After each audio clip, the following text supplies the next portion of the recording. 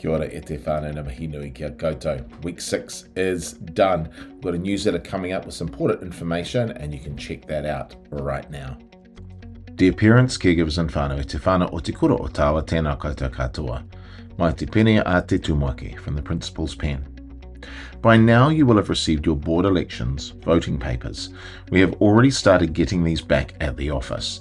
The Tawa School Board has an important role to play in setting strategic direction and maintaining a governance perspective on how the school can meet the needs of its learners.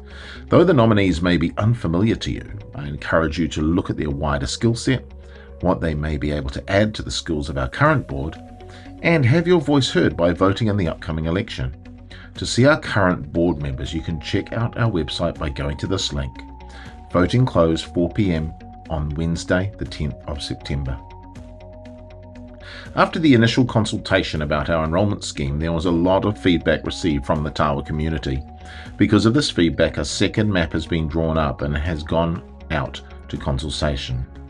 You can provide your feedback by going to this link. The map is quite different from what was originally proposed, which will be of concern for families who have younger siblings of current students about to start school, who now live outside of the proposed zone. As a school, we don't want to split up families, and we will work with the Ministry of Education to find solutions that will keep within the integrity of the legislation.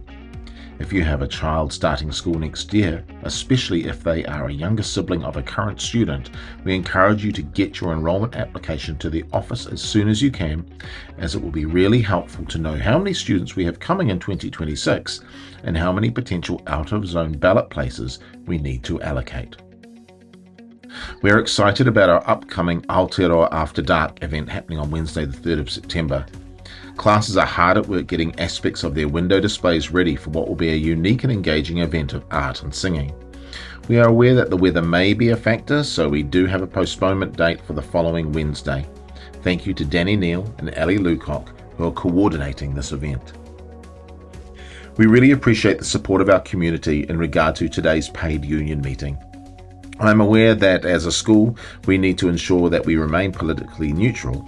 However, the offer from the government of a 1% pay increase for each of the next 3 years is a poor response to a sector that is having to enact and implement significant change, and doing so while the supports for these changes are being made up in real time, as opposed to being forecasted.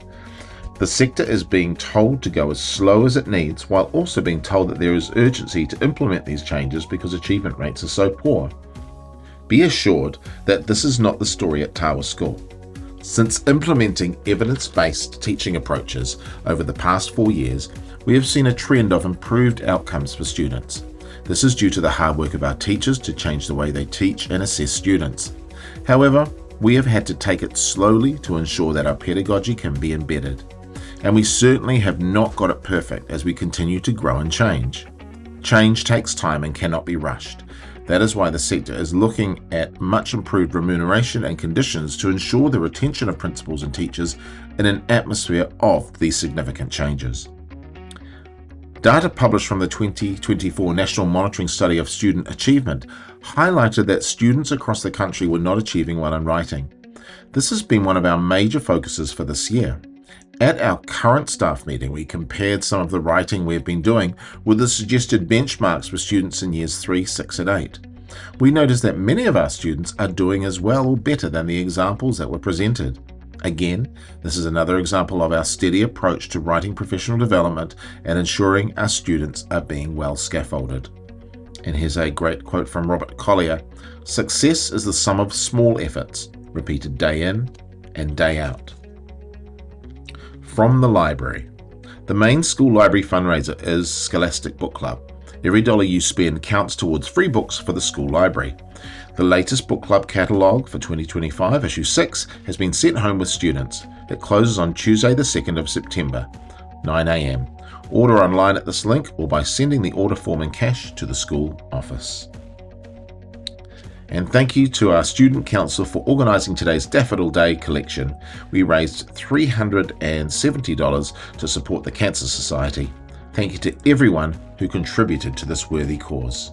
So we're heading into week 7, only 4 weeks of the term left to go.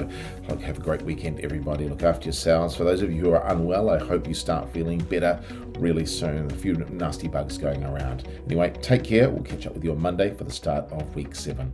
Ka kite anō.